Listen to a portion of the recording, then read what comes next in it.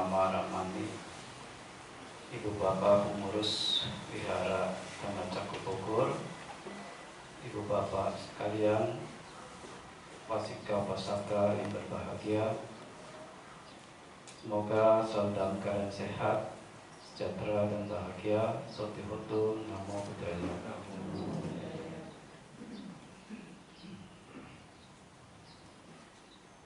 Kita berkumpul pada hari ini tanggal 17 Juli 2022.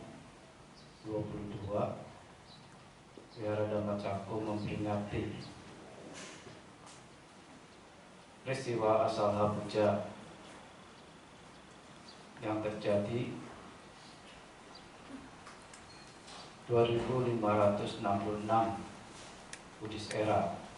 Saat ini tahun 2022.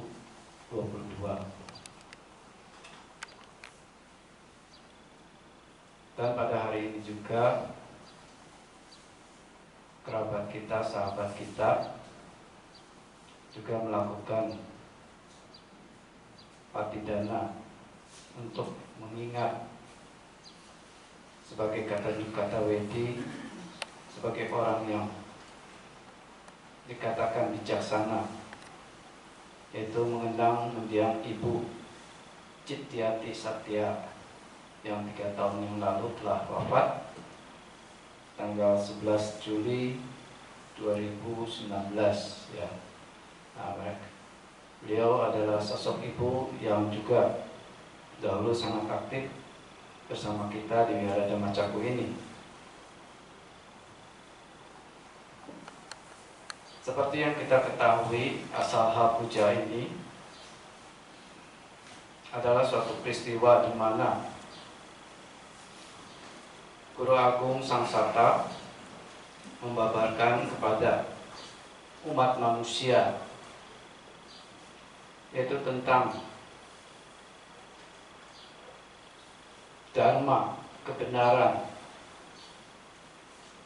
yang menunjukkan kepada kita sebagai manusia esensi hakikat dari kehidupan makhluk, di mana beliau membabarkan 4 kebenaran Arya yang semua kita ketahui, yaitu kebenaran tentang penderitaan, dukkha Arya Saca,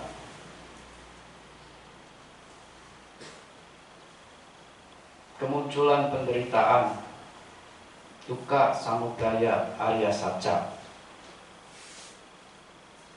padamnya penderitaan, dukkha nirodha Arya Saca, dan jalan yang menuju pada padamnya derita, dukkha nirodha gamini patipada Arya Saca. Yang kita ingat hal ini dibabarkan oleh Guru Agung kita kepada 5 orang biku yang dikenal sebagai Pancawagya Biku,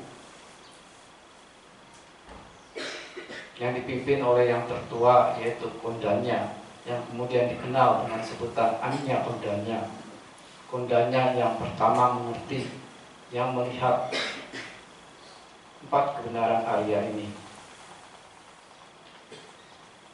Kemudian ada Biku Badia, Biku Wapa, Biku Asaji, dan Biku Mahanama. Inilah 5 Pancawagya Biku yang menerima khotbah Dharma Sang Buddha yang pertama yang dapat diselami oleh makhluk. Kenapa Bante mengatakan yang pertama diselami oleh makhluk? Karena sebelumnya ya Sang Ksatra sendiri pun pernah berjumpa ke dalam perjalanan ketika menuju kota Varanasi ini, ya. Setelah pencapaian keterangan sempurna, ya, beliau bertemu dengan Tapusa Balika, ya. Nah, beliau membabarkan khotbah mungkin pendek, tapi hal itu tidak menyebabkan mata batin seseorang itu terbuka penuh. Ya, tapi beliau, dua orang ini menyatakan Dewa Samicikama, ya, perlindungan.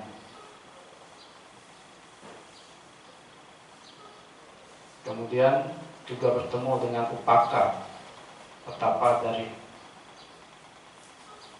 Acita, ya, petapa telanjang Upaka. Tapi beliau pun tidak sampai menembus. Dan ada Brahmana juga yang bertanya, ya. Nah, jadi Dhammacakkappavattana Sutta ini adalah khotbah dharma pertama yang membuktikan seseorang dapat merealisasi kebenaran dharma tersebut.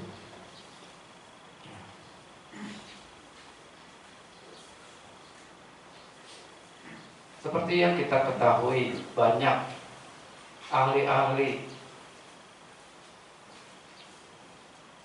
hukum atau ahli-ahli ketatanegaraan yang memformulasikan dan menyebarluaskan suatu hukum, konstitusi, peraturan, dan ordonasi.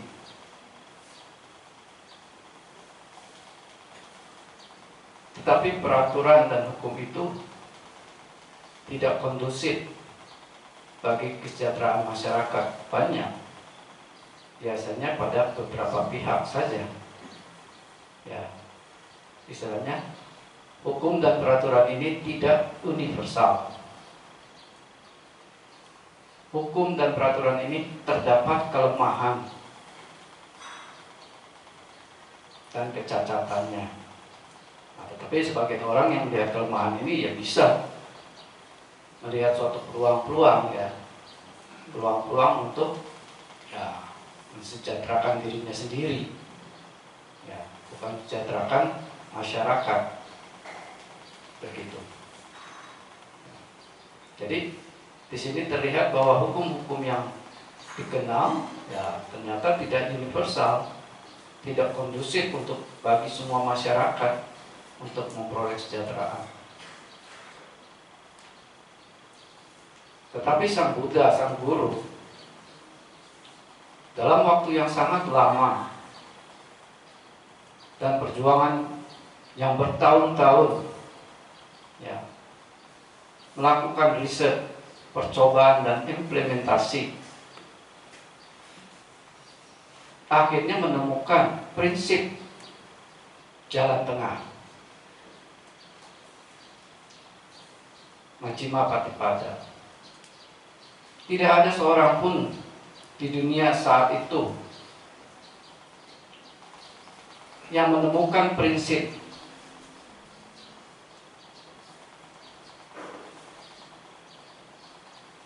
dan peraturan ini yang, atau kebenaran ini yang sungguh-sungguh kita ketahui sangat menakjubkan.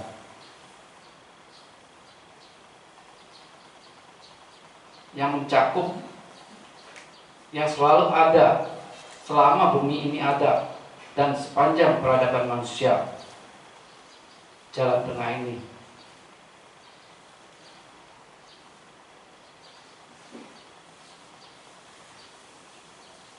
Dweme bhikkhave ante papajitena na sevithaba. Oh para biku, hindarilah dua hal ekstrim. Anta, ujung, dua ujung yang ekstrim.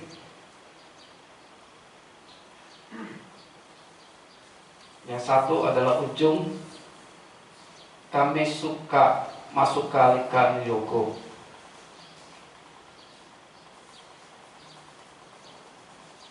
menuruti kesenangan nafsu indriawi. Dan ujung satunya lagi Atta Kilamata Nuyogo, melakukan penyiksaan diri yang keras.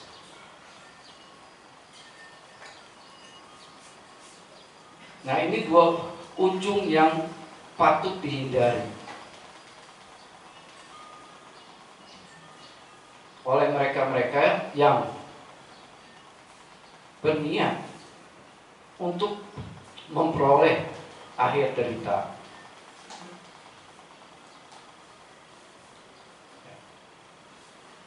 Jadi sebenarnya akhir derita ini bukan hanya untuk orang-orang yang meninggalkan duniawi. Ya, kita pun harus berupaya berada pada sisi yang benar. Nah, jalan tengah ini adalah jalan solusi untuk menghindari dua hal ekstrem ini. Ya. Bukan jalan yang istilahnya pelintut ya. Bukan jalan yang nyeleneh atau jalan yang hibrid. Hibrid itu berfungsi mengadopsi yang satu dan yang satunya lagi digabung. Bukan. Orang mengatakan jalan tengah itu, ya Bante boleh dong senang sedikit gitu, atau menyiksa sendiri sedikit. Bukan. Justru jalan tengah ini memisahkan dua ujung tersebut, pengejaran nafsu indria dan penyiksaan diri yang ekstrim, yang salah, yang dimana hal itu tidak berfaedah. Bagaimana beliau bisa mengerti ini? Ya beliau mengalami sendiri ketika beliau sebagai pangeran Siddhartha yang menikmati kesenangan duniawi, kenikmatan duniawi yang tak terbatas. Beliau ketika menjadi pertapa melakukan penyiksaan diri yang tak terbatas, menyadari dan memahami bahwa dua hal ini adalah sia-sia, tidak bermanfaat, tidak berfaedah.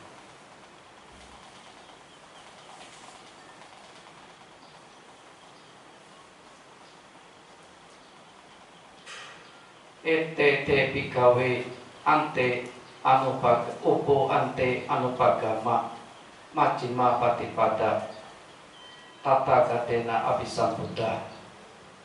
Oh para biku, jalan tengah yang tidak bergantung pada dua hal ekstrim ini. Ingat ya, Bante ulang. Jalan tengah tidak bergantung pada dua hal ekstrim ini. Telah diselami oleh Tathagata dengan sempurna. Jadi bukannya campuran, combine dari Kamasukalikan Yogo plus Atta Kilamata Yogo. 50% itu disebut jalan tengah. Keliru. Justru jalan tengah ini untuk menghindari dua ujung tersebut. Ya.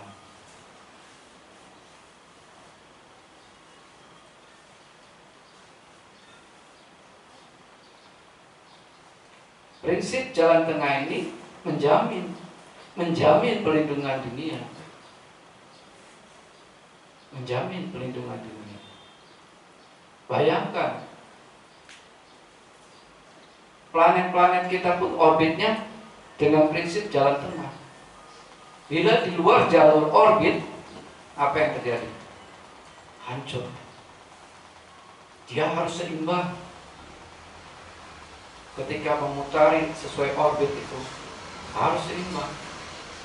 Bila tidak seimbang, ya hancur. Dan bumi kita pun bergantung pada prinsip jalan tengah ini. Ya. Kalau kita yang menyadari dengan jelas, nah kita nggak mengeluh terjadinya cuaca yang ekstrim, yang panas, dingin, hujan lebat. Ya karena sedang berupaya kembali ke jalan tengah, yang dimana global warming itu terjadi. ozon kita ini rusak. Nah, bumi ini pun berupaya untuk berada pada jalur jalan tengah. Nah, tinggal kita sebagai manusianya ini berperan tidak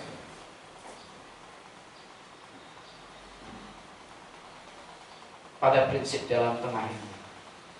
Ya kalau tidak ya lama untuk mengalami kepulihan bumi ini pada jalurnya jalan tengah. Ya. Nah, setiap hal, setiap perbuatan yang bila menyimpang dari batasannya juga akan menimbulkan kehancuran. Kita berbuat hal-hal yang buruk, apakah membawa kebahagiaan, kesuksesan? Tidak, kehancuran. Itu. Kita melakukan pelanggaran, perbuatan buruk melalui pikiran, ucapan, jasmani, kita mengalami kehancuran. Kita merasa tidak nyaman, gelisah, khawatir setiap saat, dan tidak ada kedamaian hidup.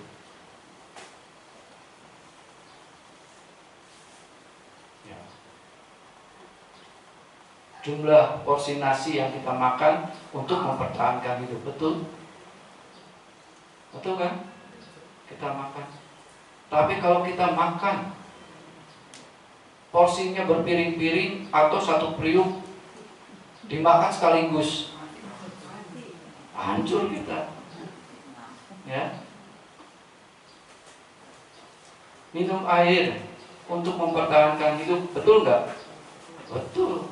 Tapi kalau minumnya berember-ember sekaligus, hancur kita.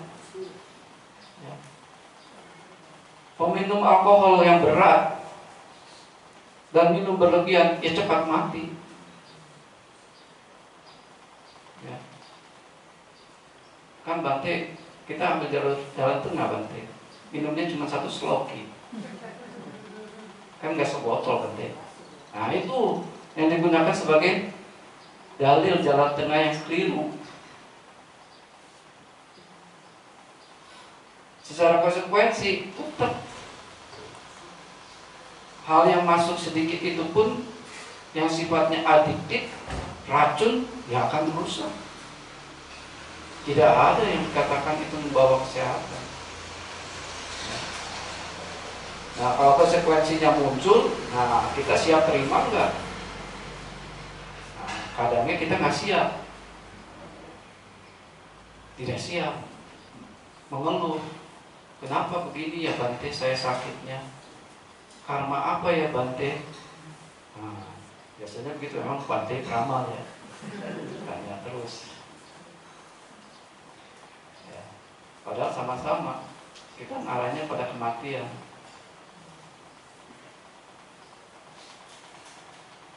Gitu. Ya. Nah, minum obat berlebihan pun berbahaya. Tidur berlebihan pun berbahaya. Pikirannya jadi kacau. Saking banyak tidur, ya begitu bangun pikirannya kacau. Pikir apa? Timbulnya malas. Besok, antar lagi. Masih pagi, panas. Makan dulu. Nah, makan, tidur lagi. Ya, begitu. Ya. Nah, batasan pola kerja manusia pun harus ada batasnya. Batasan pola hidup orang pun harus ada batasnya. Keluar dari batasan-batasan itu hancur. Kan kita sering menyaksikan orang dari muda bekerja pagi subuh jam 3 buka toko, tutup jam 10 malam. Dilakukan terus dengan tujuan semoga nanti tua bisa menikmati hari tua dengan tenang. Tapi begitu tua, yang muncul apa? Penyakit yang banyak. Ordernya rusak, harus dibetulin sana sini. Ya uangnya sih ada, tapi nikmat. Nah ini kenikmatan apa yang diperoleh? Ya. Nah, jadi di luar batasan itu pun akan menyebabkan kehancuran. Ya.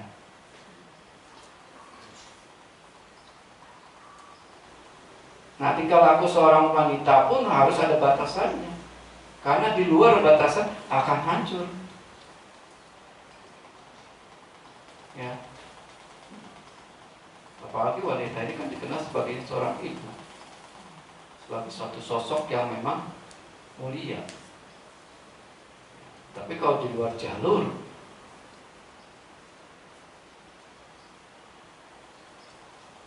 perilaku seorang wanita ya akan hancur. Ya, demikian pun pria, ya.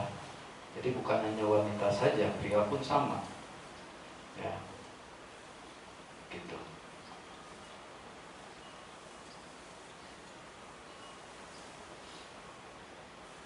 Nah, jadi hal-hal yang di luar batasan-batasan ini bisa menyebabkan kehancuran, termasuk para biku.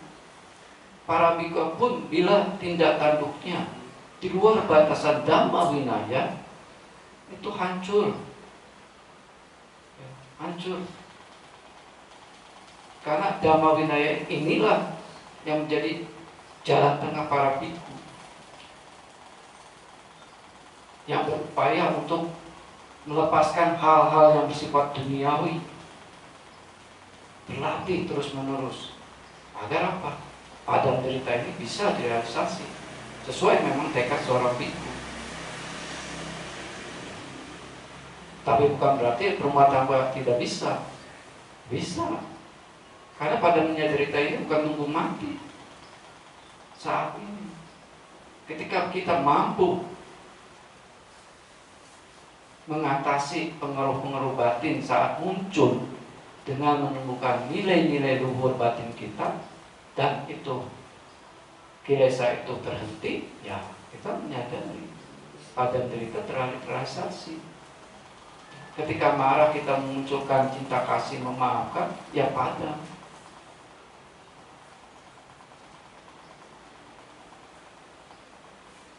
Oleh sebab itu ketika Buddha melihat jalan tengah ini yang sesungguhnya bukan jalan hibrid, yang dimana ini jalan yang ada kemungkinan untuk mencapai yang diterapkan dapat merealisasi padamnya derita, ya wajar, memang demikian. Oleh sebab itu Buddha dengan cepat menetapkan prinsip aturan ini dalam latihan sehingga mencapai penerangan yang tidak dapat disejajarkan oleh sifat umum manusia dunia. Singkatnya, beliau merealisasi penerangan agung, Anuttara Sammasambuddhi.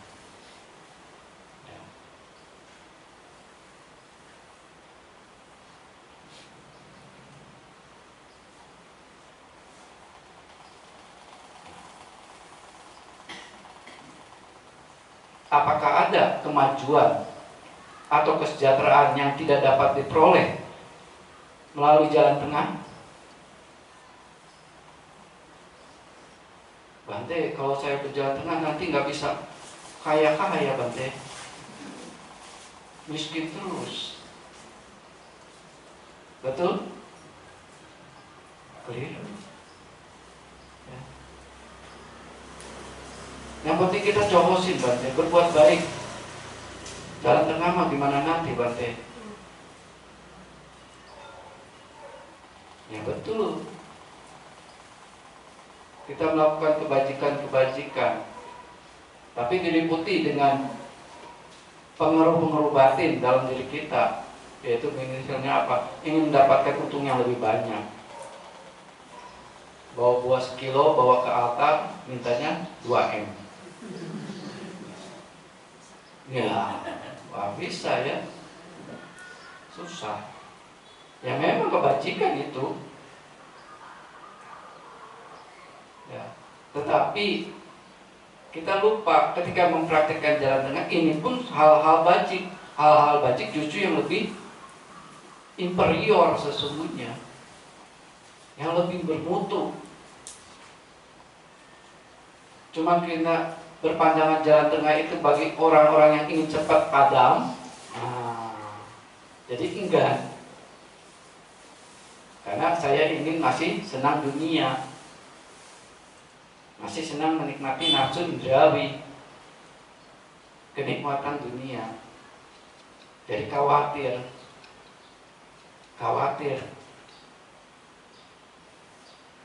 bahwa kebajikan dengan praktek jalan tengah itu nanti kita nggak dapat apa-apa. Yang akan dapatnya cuma padam derita. Benar atau salah? Salah ya, keliru.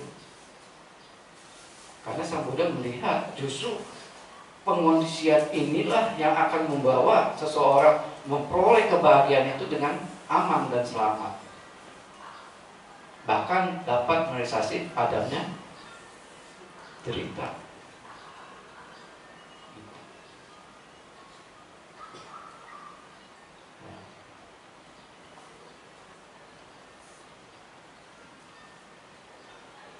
Nah, ada suatu cerita klasik di dalam Samyutta Nikaya 2284. Ada orang yang tidak tahu jalan bertanya pada yang tahu jalan benar, menanyakan tentang jalan, dan yang mengetahui ini mengatakan, inilah jalan benar.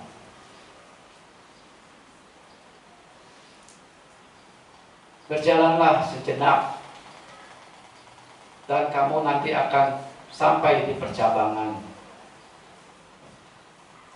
Hindari jalan sebelah kiri, ambillah jalan sebelah kanan.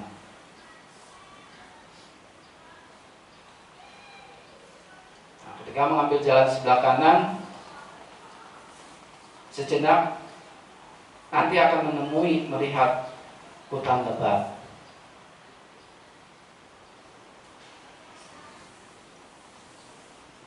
Lewati hutan lebat itu sejenak, dan kamu akan melihat rawa besar dan berair. Lalui rawa itu sejenak, kamu akan melihat lereng terjal.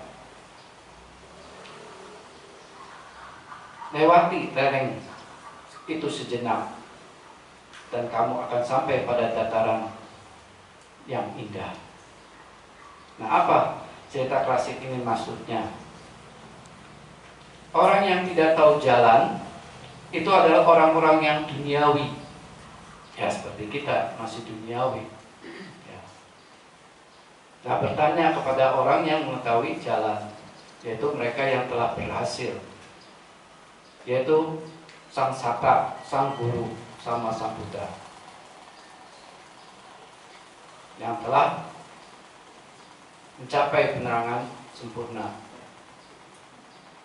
Jalan adalah jalan mulia berunsur 8 duniawi.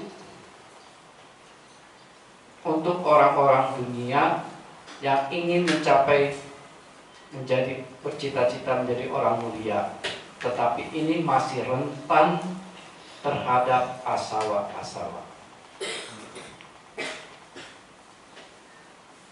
Ya, kadang kita terkecoh di sini ya. Kadang kita berpraktek jalan tengah, tapi kita menggantungkan dengan pengharapan-pengharapan yang sifatnya duniawi. Yang sesungguhnya bila hal itu pun dilepas, akibat-akibat baik apapun yang diharap, apa itu kekayaan, kemasyhuran, kecantikan, ketampanan, kebahagiaan, kemakmuran, kesejahteraan, kesehatan, panjang umur dan sebagainya, walaupun kita menjalankan jalan tengah itu tanpa ada pengharapan-pengharapan duniawi, itu diperoleh. Tapi sayangnya apa? Kita masih khawatir, ragu. Nanti kalau nggak diucap nggak muncul Bante, nggak ditekadkan nanti nyasar Bante. Ya. Jadi dikatakan jalan mulia berunsur 8 duniawi,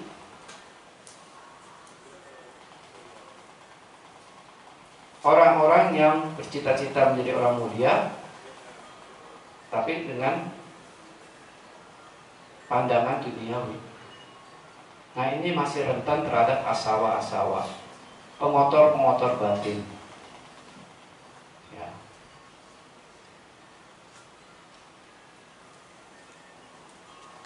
Nah. Berada di jalan, melangkah di jalan, berarti melangkah di jalan praktik Jalan Mulia Bernusa 8 duniawi, dengan pandangan duniawi, dengan pengertian duniawi. Apa yang duniawi itu? Hal-hal yang nanti membawa pada kemunculan kelahiran yang kembali. Ya, contoh, ya, di dalam pembelajaran Dharma kita pernah diulas itu. Ya, ada yang dikatakan kama sakata dhamma samaditi dan dasa watuka samaditi. Ya, memang kita pewaris karma kita masing-masing, pemilik karma kita masing-masing, perbuatan masing-masing, terlahir dari perbuatan masing-masing, berkerabat dengan perbuatan itu sendiri, bergantung pada perbuatan itu sendiri. Perbuatan baik atau buruk itulah yang akan kita warisi. Ya, ini pandangan benar, pandangan yang tidak keliru. Ya, ini pandangan benar. Nah, kemudian dalam dasa watuka samaditi, ketika pemberian diberikan akan memberikan buah, ya betul. Sesajian ketika memberikan buah, ya benar.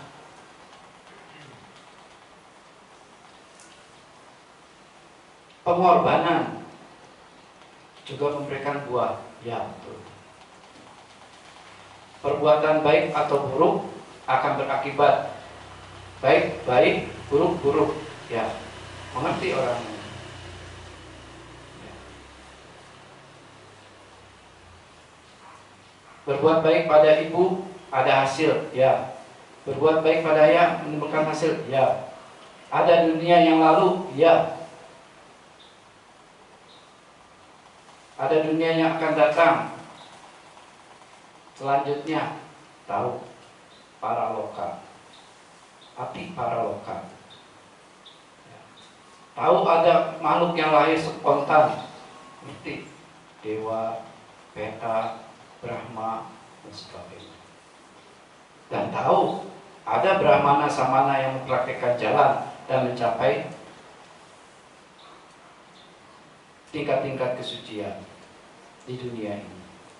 Tahu, tapi sebatas itu pengertian hanya yang duniawi. Karena apa?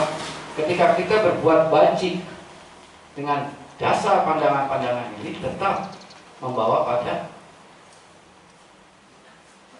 kelahiran di dunia. Ya. Tapi masih baik ini, karena sudah apa? Berada di jalan. Tapi di jalan ini tadi dalam cerita akan menemui percabangan.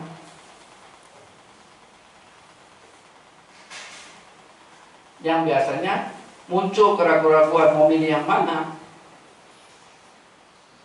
Kalau hal yang duniawi itu sudah nyata, menjanjikan alam surga, jadi dewa, dewi, istana megah, Brahma, ya.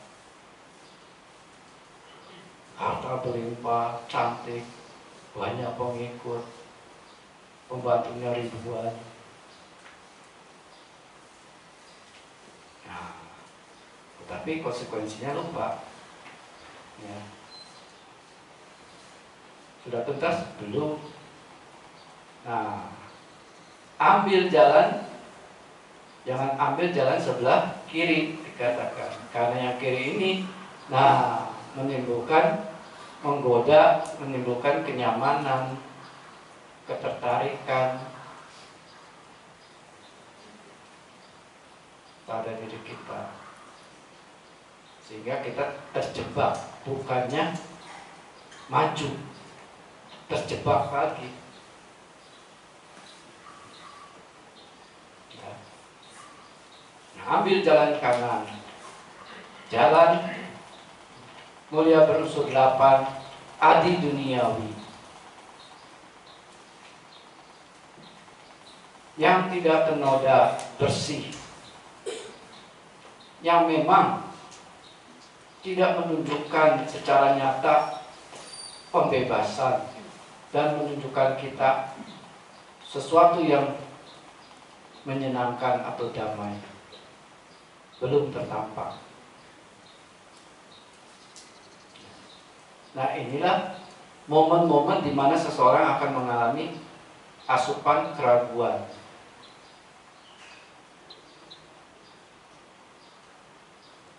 Nah, jalan mulia berunsur 8 yang adi duniawi ini yang bagaimana?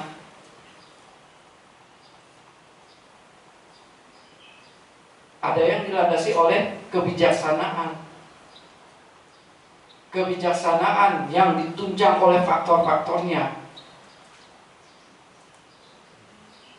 Yaitu apa? Panindria. Memiliki indria panya. Seperti kita tahu, mata ini indria yang menangkap objek-objek yang tertampak terlihat. Telinga menangkap objek-objek suara. Hidung menangkap objek-objek bebauan. Lidah menangkap objek-objek rasa. Sentuhan menangkap objek-objek pesentuh. Dan pikiran menangkap objek-objek gagasan. Panindria ini menangkap objek kemudian dengan panya memandangnya. Melihat secara panya, melihat dengan 4 kebenaran mulia sesungguhnya. Melihat dari sisi kecacatannya, abinawasannya. Melihat dari sisi anicasanya, ketidakkekalannya. Melihat dari sisi asubanya, ketidakindahannya. Melihat dari sisi tidak ada diri, anatasannya.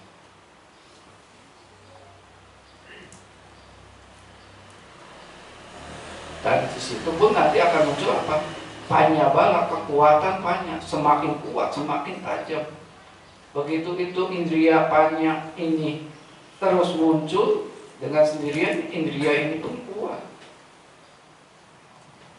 Menjadi bala, kekuatan yang mampu apa? Nanti menghancurkan pengaruh-pengaruh batin, kilesa-kilesa itu.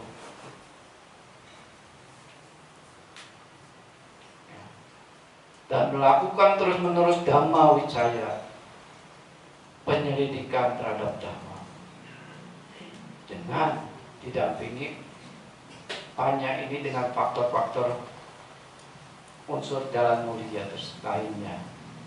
Pikiran benar, ucapan benar, perbuatan benar, berpencaharian benar, daya upaya benar, ingatan benar, keteguhan benar. Jadi panya ini harus pula dilengkapi oleh unsur-unsur maga lainnya.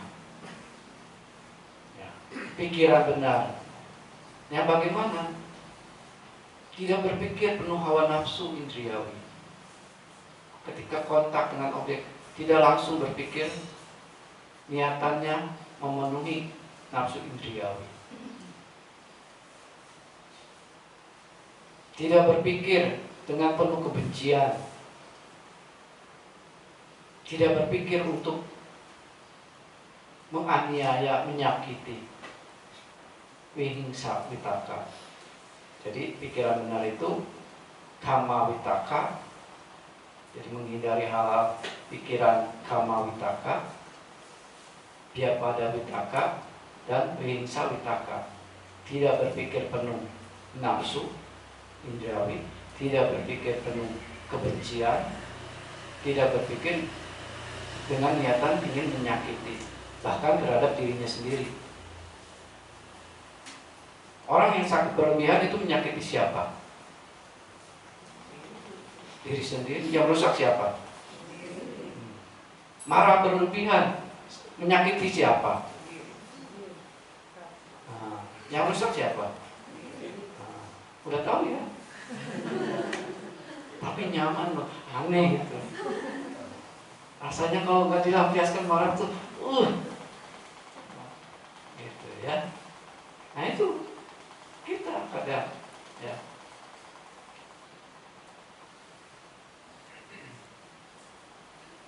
Gitu. Nah, berada berjalan di jalan kanan berarti ini pengembangan bagi orang yang sudah memasuki arus, yang telah mematahkan 3 belenggu. Ya, Sakaya Diti, Wicikica dan Silabata para masa. Sebagai pemenang arus Sotapana. Selesai? Belum. Dia akan melihat hutan lebat, kekeliruan, ketersesatan yang tertampak jelas nyata. Dengan apa? Pandangan benar yang adi duniawi itu, yang mulai kokoh dalam dirinya dan tidak lenyap. Kenapa?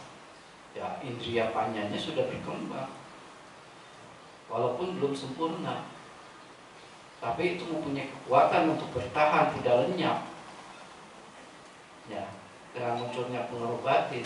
Kalau kita sekarang ngerti, tapi begitu kontak dengan objek yang menyenangkan, wah, langsung pengaruh batin memang kita bisa tahan. Iya, masih ingat Dharma. Tadi saya dengar. Begitu beberapa saat lupa beli nggak ada yang lihat. Saya kan belum menjadi biku, saya kan belum menjadi mau bebas. Muncul keraguan sebetulnya, ya. Padahal kalau kita bisa mengerti, ya udah, toh itu kepuasan yang mungkin nanti momennya tepat, kebutuhannya tepat. Nah, bisa kita mengambil hal itu. Tapi kebutuhan nggak dibutuhkan saat itu, tapi karena udah terpancing, tergoda, langsung lupa pada esensi tujuan dari hal-hal yang sifatnya yang mau kita pakai. Ya. Gitu. Nah, saat itulah hutan rimba kekeliruan terlihat jelas, tertampak, diri sendiri ini ternyata belum tahu apa-apa. Ternyata saya belum mengenal diri saya sendiri dan batin saya sendiri. Belum. Karena apa? Baru 3 belenggu.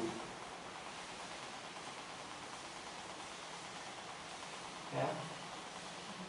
Nah, tetapi dengan pandangan benar tersebut berupaya menerobos. Diam cukup sejenak di hutan itu, jangan berlama-lama. Kadang orang senang berlama-lama, tuh sayangnya apa? Muncullah itu kemalasan, kelambanan, hopeless, rasanya berat ya praktek jalan tengah. Nah, kembali lagi pada jalannya. Bagus kalau jalannya masih jalan berfaktor 8 duniawi. Kalau keluar dari itu, nah, bahaya. Ya. Nah, kemudian menemui rawa besar dan berair. Nah, ini adalah keseluruhan dari nafsu indria. Memancing. Bahkan ketika sedang berlatih, cita bawana pun muncul itu. Baik itu dalam bentuk gambaran-gambaran yang mungkin indah, mungkin positif. Tapi itu suatu titik bahaya yang harus dipahami. Ya. Karena apa? Akan marah pada apa? Pada pencapaian dunia.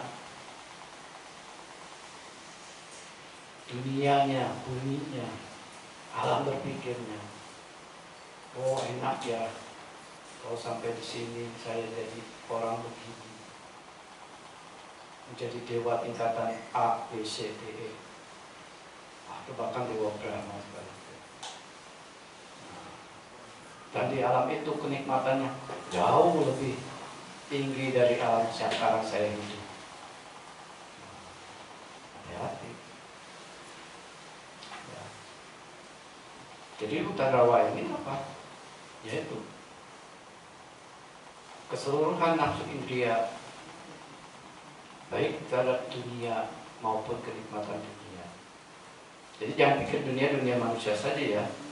Sang Buddha membawakan dunia 3 dunia: kama bumi, rupa bumi, dan arupa bumi.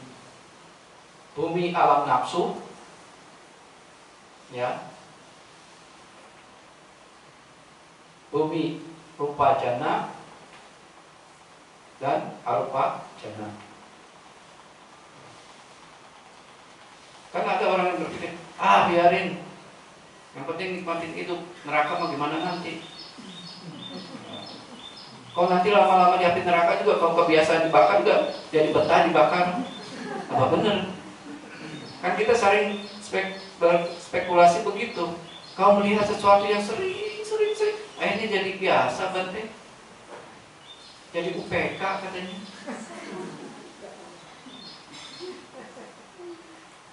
Mau dibakar terus-menerus, bisa UPK? Nggak akan. Itu kadang kita salah persepsi, salah pengenalan dengan baik. Oh, nanti kan di alam neraka banyak selebritis. Nanti pas ulang bana dibuka. Ya, begitu. Nah, berupayalah untuk sedikit demi sedikit melepaskan kesenangan indrawi. Ya. Sedikit demi sedikit. Dengan apa ya? Tadi kebijaksanaan. Kalau hal ini memang dinikmatinya memang sesuai kebutuhan urgent, yang penting perlu, ya.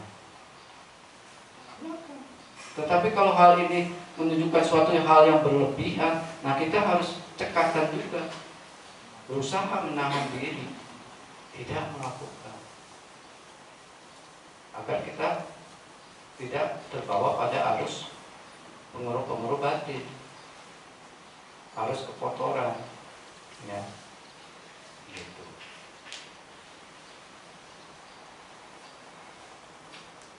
Nah, dengan hal ini semakin mendekatlah dengan pandangan benar, nah semakin dekat pada hancurnya kekeliruan atau ketersesatan.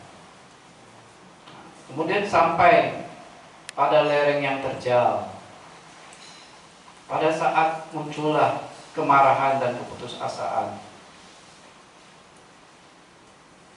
duka cita batin naluriah.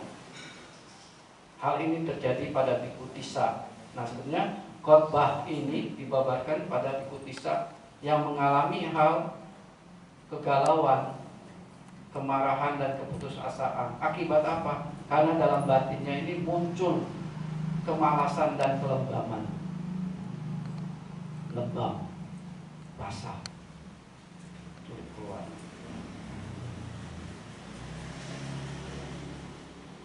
Nah, hal ini sangat lama bagi seseorang yang menapaki jalan ini untuk mencapai lama.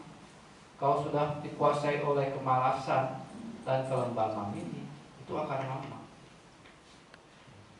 Ya banyak dalilnya. Dikatakan orangnya pinter. Pinter itu apa? Pinter sama pintar sama enggak?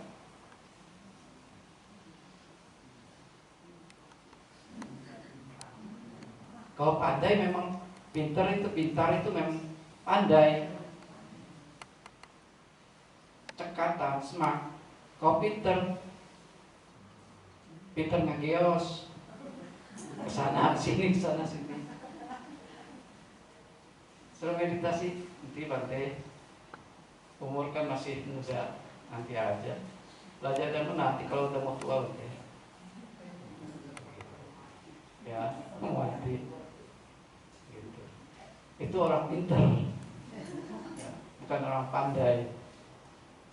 Ya, itu bedanya pintar dan pandai, atau pintar, beda. Pintar, pintar, lain ya.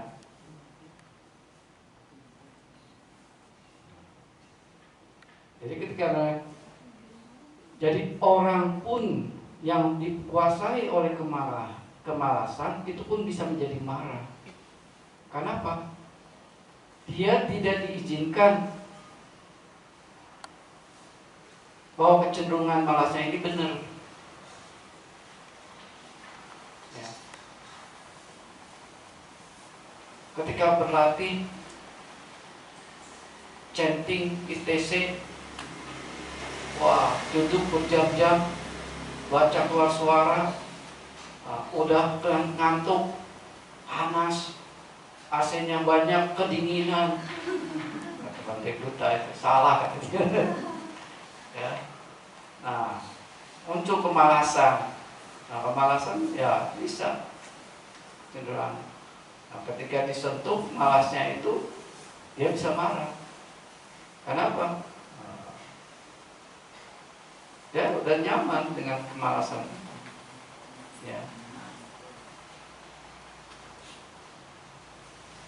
Nah, ajaran Sang Buddha mengajarkan agar kita untuk segera melakukan hal ini dengan tuntas, dengan baik, dengan sempurna.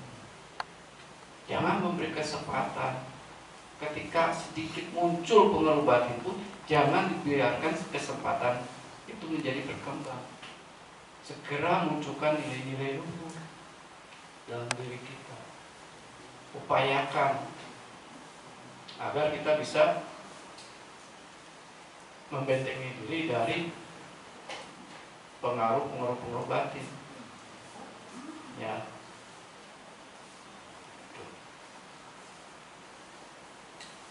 Nah, jadi kita harus melatih kerendahan hati dan kesabaran.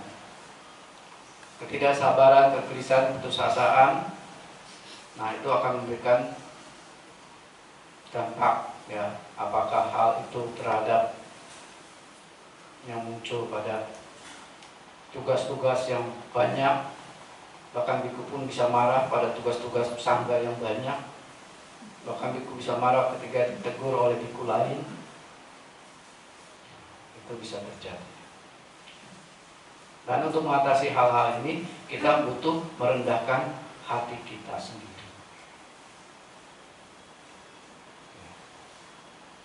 Ya, semoga peringatan Asala Puja ini membawa berkah pada kita semua. Semoga kita maju dalam dhamma dan dapat mempraktekkan jalan tengah yang tiada lain adalah jalan mulia berunsur 8.